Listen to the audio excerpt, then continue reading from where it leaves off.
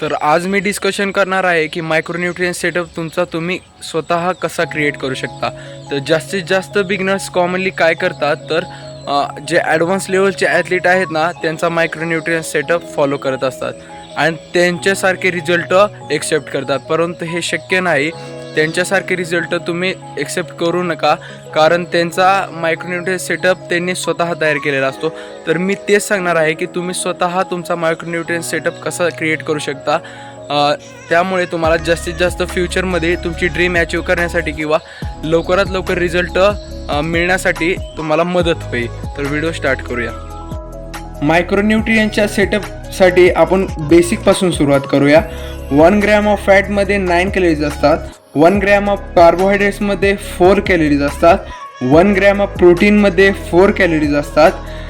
मायक्रोन्यूट्रियन्स find करण्यासाठी आपल्याला maintenance calories खूपच इम्पॉर्टंट आहे. एक्झाम्पलमध्ये सांगेल की मी एक XYZ पर्सन आहे, ॲक्टिव्हेट मेल आहे, वीकमधून 4 to 5 टाईम वर्कआउट करतो. त्याचे वेट आहे 160 पाऊंड्स अँड त्याची मेंटेनन्स कॅलरीज आहे 2400. त्याची मेंटेनन्स कॅलरीज आहे फ्रॉम द स्टार्टिंग पॉईंटपासून त्याची मेंटेनन्स कॅलरीज आहे 2400. तर प्रायमरली खूप लोकांचे 2 गोल्स असतात, cutting as well as bulking. कटिंगमध्ये फॅट लॉस हा मेन गोल असतो अँड बल्किंगमध्ये muscle gain with small amount of fat gain हा त्याचा मेन गोल असतो.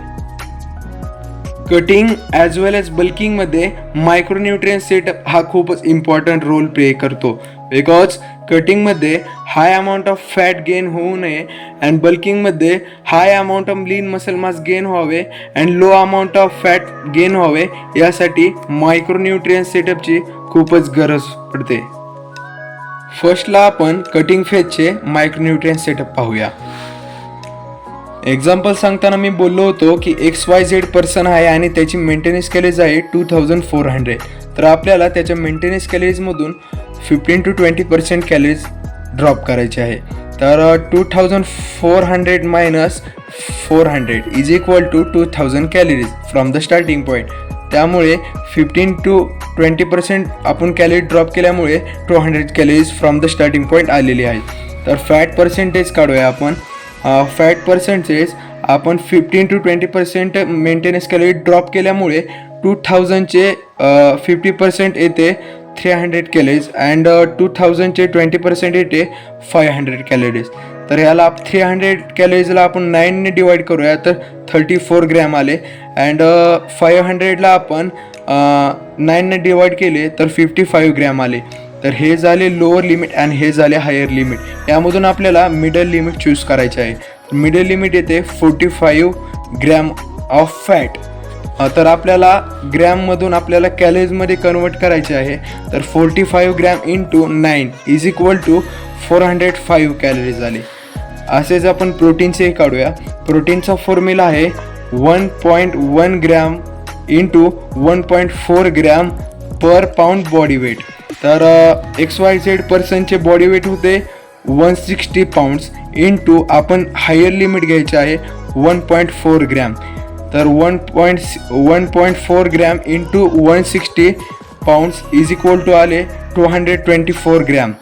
हे प्रोटीन आले. तर आपल्याला कॅलरीजमध्ये कन्वर्ट करायचे आहे. तर आपण 224 into 4 is equal to 896 calories आलेली आहे. तर कार्बोहायड्रेटला आपल्याला फाइंड करायचे आहे. तर फर्स्टला आपण मेंटेनन्स कॅलरीज लिहूया.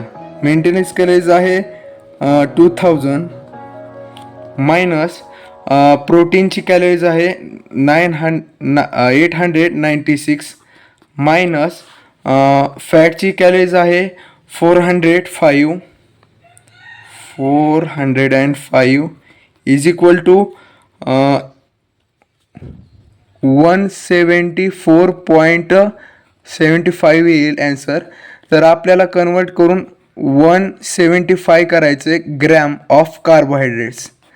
तर आपल्याला पूर्ण ॲन्सर आलेला आहे 45 gram of fat and 224 gram of protein and carbohydrates आलेले आहेत 145 75 ग्रॅम ऑफ कार्बोहायड्रेट. हे कटिंग फेजचे झाले. असेच आपण बल्किंग फेजचे पाहूया. आय होप तुम्हाला कटिंग फेजचे मायक्रोन्यूट्रियन्स फाइंड करण्याची टेक्निक समजलीच असेल. तर त्याचप्रमाणे आपण बल्किंग फेजची ही टेक्निक समजूयात. तर आपण बल्किंग फेजमध्ये बॉडी पर्सेंटेज घेतलेला आहे 20 to 30% बॉडी पर्सेंटेज घेतलेलं आहे. तर त्याची मेंटेनन्स कॅलरीज आहे 2800 maintenance calories from the starting point. सर्वप्रथम फॅटची पर्सेंटेज काढूया आपण.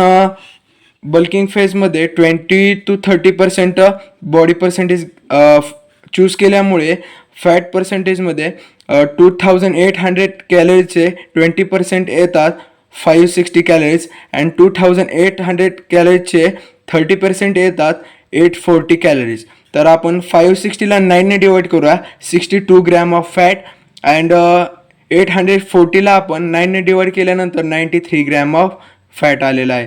तर हे झाले हायर लिमिट, हे झाले लोअर लिमिट. तर आपल्याला मिडल लिमिट चूज करायचं आहे. मिडल लिमिट येते 80 ग्रॅम ऑफ फॅट. तर आपल्याला कॅलरीजमध्ये कन्वर्ट करण्यासाठी 80 into 9 करायचं आहे. तर ॲन्सर आलेला आहे 720 कॅलरीज. तर प्रोटीनचे हे पाहूया आपण. प्रोटीनचा फॉर्म्युला आहे 0.8 gram into 1 gram per kg पर पाऊंड बॉडी वेट. तर XYZ पर्सनचे बॉडी वेट होते 160 पाऊंड. 160 into 1 करायचं आहे. तर 160 ग्रॅम ऑफ प्रोटीन आलेला आहे. तर त्याला कॅलरीजमध्ये कन्वर्ट करण्यासाठी आपल्याला 160 into 4 करायचं आहे. तर ॲन्सर आलेलं आहे 614 कॅलरीज. तर कार्ब आपण आता सिम्पली फाइंड करू शकतो. तर कार्बोहायड्रेटचे पर्सेंटेज काढू शकतो आपण इझिली. तर मेंटेनन्स कॅलरीज आहे 2800 मायनस प्रोटीनची कॅलरीज आहे 640 अँड फॅटचे आहे 720. हे सबट्रॅक्ट करून ॲन्सर आलेला आहे 1414 कॅलरीज. तर आपल्याला ग्रॅममध्ये कन्वर्ट करण्यासाठी कार्बोहायड्रेटला 1440 upon 4 is equal to answer आलेला आहे 360 ग्रॅम.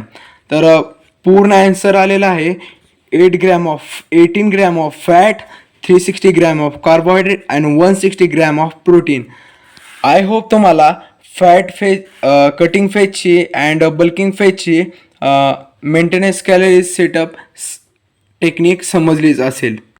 आय होप तुम्हाला cutting phase as well as bulking फेजची मायक्रोन्यूट्रियन्स सेटअप फाइंड करण्याची टेक्निक समजलीच असेल.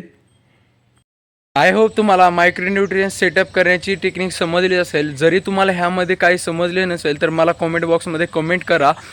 जरी तुम्हाला तुमचा सेटअप तयार करून तुम्हाला जर रिझल्ट भेटत नसतील तर तुम्ही प्रत्येक मंथला तुम्ही सेटअप चेंज करू शकता. म्हणजे तुम्ही जर कटिंग फेजला असेल तर कार्बोहायड्रेटचा इंटेक थोडासा कमी करून प्रोटीनचा इंटेक वाढवू शकता. अँड जर तुम्ही बल्किंग फेजला असाल तर तुम्ही कार्बोहायड्रेटचा इंटेक थोडासा वाढवा आणि प्रोटीनचा थोडासा नॉर्मल कमी करू शकता किंवा प्रोटीनचाही तेवढा मेंटेन ठेवू शकता. जर तुम्हाला स्वतःमध्ये ट्रान्सफॉर्मेशन हवी असेल तर तुम्हाला थोडासा टाईम स्पेंड करावाच लागेल. अँड दुसरी गोष्ट म्हणजे तुम्हाला फिटनेस रिलेटेड किंवा न्यूट्रिशनल रिलेटेड कुठलाही क्वेश्चन असेल तर मला कमेंट बॉक्समध्ये कमेंट करा. अँड जर तुमच्या रिलेटेड कुठलेही तुमचा जिम पार्टनर असेल किंवा स्पोर्ट्समध्ये कोण असेल तर हा व्हिडिओ त्याला शेअर करा. त्यांना मदत होईल की त्यांचा मायक्रोन्यूट्रियन्स सेटअप करण्यासाठी. जर तुम्हाला हा व्हिडिओ आवडला असेल तर कमेंट बॉक्समध्ये कमेंट करा. आणि माझा कुठलाही व्हिडिओ तुमच्याकडून मिस न होण्यासाठी माझ्या चॅनलला लाईक करा, सबस्क्राईब करा आणि शेअर करायला विसरू नका.